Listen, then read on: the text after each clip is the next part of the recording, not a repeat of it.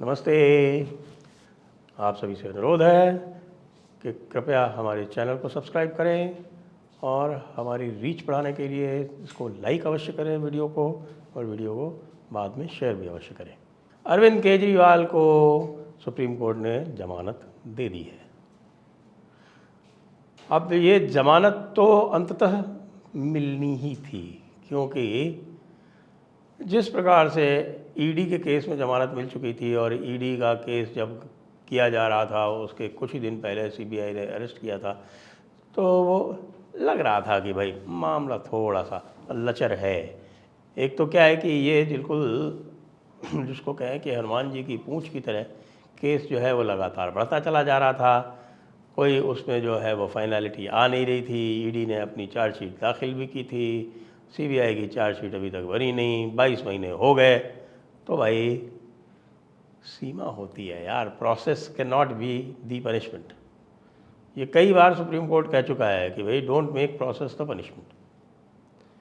अब ये मैं कहूँगा कि भाई ये जो इस प्रकार से अभी चल रहे हैं ना ईडी और सीबीआई के इस तरह के जो मामले हैं जिसमें बड़ी बड़ी पॉलिटिकल पर्सनालिटी शामिल हैं, इन केसेस को ट्रायल पे ले जाकर कन्विक्शन कराना जो है वो बहुत ही महत्वपूर्ण है। और यदि आप इसको केवल खींचते रहेंगे तो अंततः तंग आके कोई ना कोई अदालत जो है वो इसमें रिलीफ दे ही देगी। जैसे आज हुआ, आज आप देख रहे हैं कि भाई बेल तो दोनों जजेस ने दे दी। उनका भाई ट्रायल का कोई भरोसा नहीं है कब चालू होगा, तो ये इस तरह से हम एंडलेस जो है इसको नहीं कंटिन्यू करने दे सकते। आप जो है वो बेल दी जाएगी, ठीक है, कंडीशंस लगा दी कि वे सीएम का काम नहीं करेंगे, फाइलें नहीं देखेंगे, जो ईडी वाली शर्तें लगी हुई हैं उसी तरह से लगा दी, चलिए कोई बात नहीं। और जहाँ तक अरेस्ट की बात थी तो इस पर दोनों जजेस के विचार जो है वो अलग अलग हो गए। तो जस्टिस सूर्यकांत ने कहा कि नहीं ठीक है, जो प्रोसेस था अरेस्ट का सीबीआई का वो ठीक था, कोई ऐसा कोई इसमें गलत काम नहीं हुआ। लेकिन जो जस्टिस भूयान ने बोला, उज्जवल भूयान जो है, उन्होंने जो बोला उसको भी ध्यान देने वाली बात है, क्योंकि उन्होंने ये स्पष्ट कहा कि भाई ये क्या हो रहा है।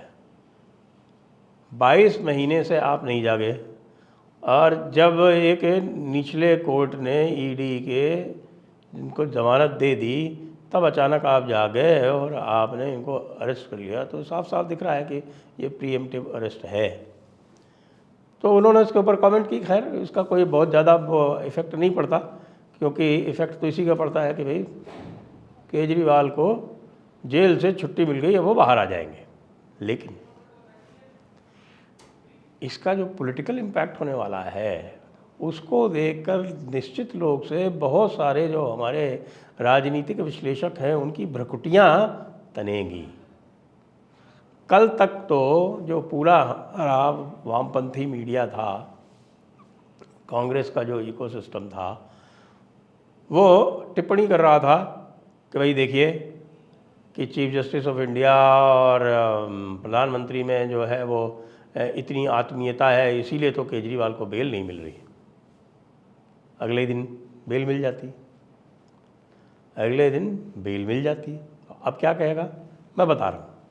ये वामपंथी मीडिया क्या स्पिन करने वाला है इसका, और दूसरा अगला क्या मेल्ट डाउन होने वाला है, वो क्या बोलेगा, वो मैं आपको एडवांस में बता रहा हूँ। और वो ये बोलेगा कि भाई ये देखिए ये जो सब कुछ हुआ है ये सब पूरा सेटअप था, और जैसे ही ये तय हुआ नहीं। वैसे तो कांग्रेस जो थी उसने अपने ओवर कॉन्फिडेंस में ये सोच के कि भैया केजरीवाल तो अंदर ही रहने वाला है, तो उन्होंने उसको एक भी सीट देने की जहमत नहीं उठाई और उसको बिल्कुल पूरी तरह से नकार दिया। अब छोटे छोटे जो है वो विधानसभा सेगमेंट्स हैं। एक कारण जो हरियाणा का हम ले लें, क्योंकि हरियाणा के चुनाव भी इस समय केजरीवाल के रिहा होने से उनके ऊपर इम्पैक्ट आएगा। क्यों आएगा इम्पैक्ट?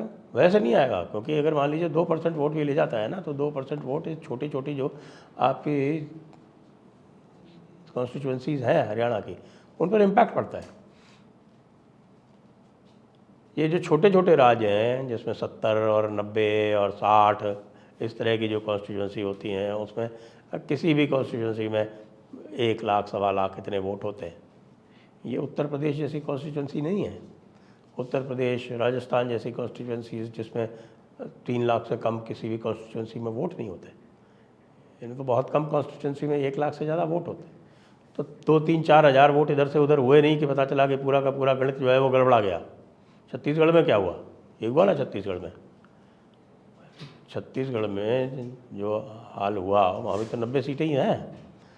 छत्तीसगढ़ में सारे के सारे कह रहे थे, हम भी कह रहे थे वैसे, भाई कोई हम उसमें ऐसा नहीं है कि हमने कोई बहुत तीर मार लिया वहाँ पे। हमारा भी यही अनुमान था कि कांग्रेस जीतेगी वहाँ पे। लेकिन छोटी छोटी कॉन्स्टिट्यूंसी में छोटे छोटे काम करके, छोटे छोटे ग्रुप्स को कॉन्टैक्ट करके पूरा पासा पलट गया, पूरा पासा पलट गया बुरी तरह से। यानी 55 और 30 की स्थिति आ गई। तो हरियाणा में क्या ये जो रिहाई हुई है केजरीवाल की, क्या वो हरियाणा में इम्पैक्ट डाल सकती है? क्योंकि कांग्रेस इस समय ज़बरदस्त अहंकार में है हरियाणा में। भूपेंद्र हुड्डा जी अपने सामने किसी को कुछ नहीं समझ रहे हैं, राहुल गांधी को भी कुछ नहीं समझ रहे हैं। राहुल गांधी की बातों को भी उन्होंने टोटली इग्नोर कर दिया। उन्होंने ना समाजवादी को भी एक सीट दी है और ना उन्होंने आम आदमी पार्टी को भी एक भी सीट दी है। जबकि पब्लिकली राहुल गांधी ने कहा था कि इनको हम साथ में रखना चाहते हैं, इनको हम सीट देना चाहते हैं, नहीं दी। तो दिल्ली में पहले ही आम आदमी पार्टी डिक्लेयर कर चुकी है कि वो अकेले चुनाव लड़ेगी और किसी के साथ नहीं लड़ेगी। अब केजरीवाल जो है, आप जानते हैं इमोशन एक्साइट करने में तो वो मामला जो है उसका अलग ही लेवल का है। और जो जब अलग लेवल का जो इमोशन एक्साइट करेगा तो वो नुकसान किसको पहुंचाएगा? अगर उसका कैंडिडेट 2-3 हज़ार वोट भी ले जाएगा तो किसके ले जाएगा? बीजेपी के तो नहीं ले जाएगा। बीजेपी के वोट तो जो हैं वो कोर वोट हैं, वो फिक्स हैं। जो फ्लोटिंग वोट हैं वो जो जा रहे थे फ्लोट होके, क्योंकि 10 साल की एंटी इनकम्बेंसी है, वही मुख्य कारण है वहाँ।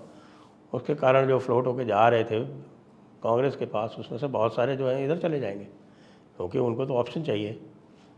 उनको बीजेपी से वो फटीग आ चुकी है उनकी। बीजेपी को जो वोट नहीं देंगे वो अगर इधर उधर वोट दे देंगे, आम आदमी को दे देंगे या इन्हें लोगों को दे देंगे, जेजेपी को दे देंगे, किसको भी दे देंगे, तो फ़ायदा किसका होने वाला?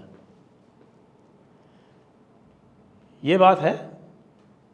और दूसरी बात ये है कि जो मैं बहुत समय से कहता आ रहा था कि भाई आप कम से कम दिल्ली में तो राष्ट्रपति शासन लगा सकते थे। ये एक चूक हुई है, ये भारतीय जनता पार्टी से चूक हुई है, इनको लगा देना चाहिए था। अभी तो मैं कहूँगा कि सबसे बढ़िया काम केजरीवाल ये कर सकता है कि वो दिल्ली की सरकार से रिज़ाइन कर दे। यानी सरकार जो है वो रिज़ाइन कर देगा कि अब हमें सरकार नहीं चलानी, और उनकी असेंबली जो है वो डिज़ोल्व करवा ले। और डिज़ोल्व करवा के फिर 3-4-6 महीने जो रहे तो उसमें जो है वो वापस वो ट्राई करके और कमबैक भी कर सकता है। इस समय तो दिल्ली में उनकी स्थिति ठीक नहीं है। दिल्ली में उनके सामने जो है वो बहुत सारी चुनौतियां हैं, वो बहुत बदनाम भी हो चुके हैं। जो कुछ भी इस एक्साइज पॉलिसी का और कोई परिणाम हुआ हो या ना हुआ, यह तो सिद्ध हो गया कि जो भी इनकी जो अपनी जो इन्होंने छवि बनाई थी, क्लीन इमेज जो बनाने का प्रयास किया था इन्होंने, उसमें तो पूरी तरह से बट्टा लग चुका है, धब्बा लग चुका है। वो तो अब कोई भी नहीं मानता। किसी से भी आप कहोगे तो वो ये नहीं कहेगा कि साहब ये बहुत सत्यनिष्ठ और ईमानदार और सच्चरित्र लोग हैं। बिल्कुल नहीं। चाल चरित्र चेहरा इनका सबका उजागर हो चुका है। कोई भी इसमें से ऐसा नहीं है जो खड़ा होकर कह सके कि नहीं साहब हम बिल्कुल क्लीन हैं। हर व्यक्ति इनका जो है उसी प्रकार का है। और वही वाली बात है कि साहब के यहाँ गुंडे बदमाशों को बहुत प्रिय हैं इन्हें। तो दिल्ली में कांग्रेस जो है वो देख रही थी कि भाई वो कुछ करेंगे, लेकिन राहुल गांधी की बात जो है वो किसी की समझ में आती नहीं, कांग्रेस वालों के भी समझ में आती नहीं।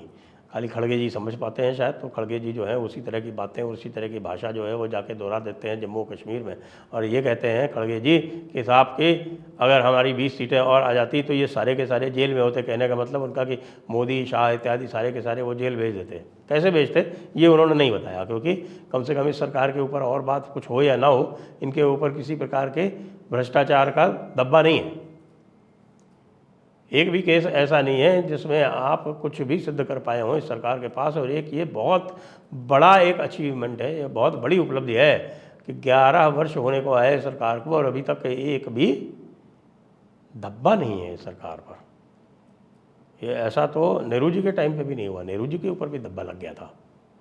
वो धर्म तेजा वगैरह जो लोग थे, और यहाँ तक कि उनके जो दामाद थे फिरोज़ गांधी, जिनकी की कल जयंती थी, उन्होंने स्वयं ने, आपको ध्यान हो,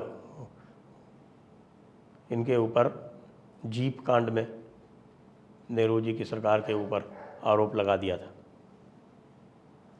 तो इस तरह के एक उपलब्धि वाली सरकार को अरविंद केजरीवाल क्या बाहर निकल के प्राणवायु देंगे? उनको धक्का तो लगा है, उनको ये लगता है कि भाई कांग्रेस ने उनके साथ धोखा किया है, तो और कुछ हो या ना हो तो कांग्रेस को वो नुकसान तो पहुंचा सकते हैं। गुजरात में उन्होंने ज़बरदस्त नुकसान पहुंचाया कांग्रेस को, हिमाचल में वो विड्रॉ कर गए तो कांग्रेस की सरकार बन गई, उत्तराखंड में लड़े, कांग्रेस की सरकार हमेशा रिपीट करती है, मतलब एक के बाद एक आती है, वो मामला वहाँ उलट गया कांग्रेस। अब केजरीवाल के रिहा होने से सबसे बड़ा इम्पैक्ट हरियाणा के चुनाव पर पड़ने वाला है। क्या पड़ेगा, कैसे पड़ेगा, ये हमें देखना है। जय हिंद, जय भारत, वंदे मातरम।